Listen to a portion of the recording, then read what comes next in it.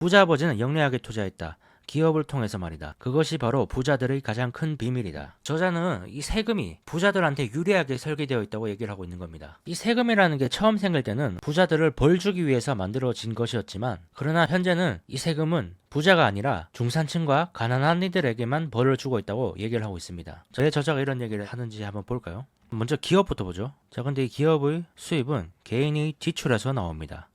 수입이 발생을 합니다. 그러면은 기업은 어떻게 할까요? 기업은 지출을 먼저 하고 세금을 냅니다. 돈을 번 것에서 지출할 거를 먼저 다 지출하고 나서 세금을 낸다는 거죠. 반면에 개인은 어떨까요? 개인은 기업에서 수입이 들어오겠죠. 월급 이런 거 들어오면은 먼저 세금을 냅니다. 세금을 내고 지출을 하게 되는 거죠. 생활비라든지 이런 것을 쓰겠죠. 자, 이게 왜 중요하면은 간단하게 세율을 다 다르지만 이해하기 쉽게 둘 다 세금이 10%를 내야 된다고 가정을 해보죠. 그럼 기업이 쓸 거 지출을 다 합니다. 지출을 50을 했다고 해보죠. 지출을 50을 했으면은 수입이 50만 잡히는 겁니다. 그럼 그 50에서 10%, 그러면 기업은 5의 세금을 내게 됩니다. 그럼 45가 남죠.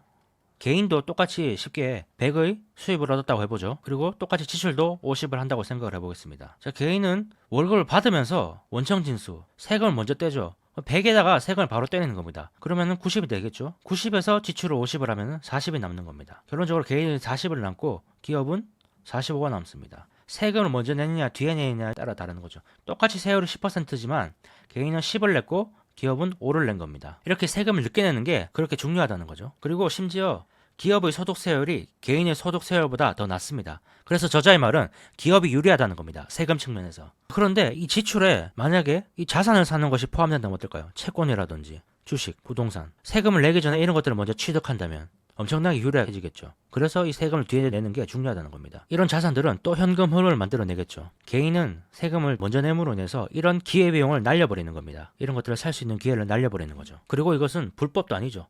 합법적인 절세 방법입니다. 즉 개인은 이만큼 자산을 축적할 수 있는 기회를 날려버리는 셈이죠.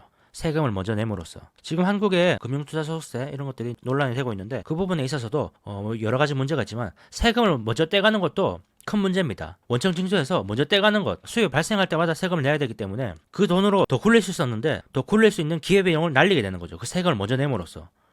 이 금융투자소득세에서 그것도 큰 문제입니다. 자, 다시 내용으로 돌아가 보죠. 이 내용을 쉽게 정리하면 이렇습니다. 기업을 소유한 부자들은 돈을 법니다. 그리고 돈을 씁니다. 그리고 세금을 내죠. 기업을 위해 일하는 직원들은 돈을 법니다. 먼저 세금을 냅니다. 그리고 돈을 씁니다. 이 차이입니다. 세금을 먼저 내느냐 뒤에 내느냐 차이가 크다는 것이 바로 이 저자의 말입니다.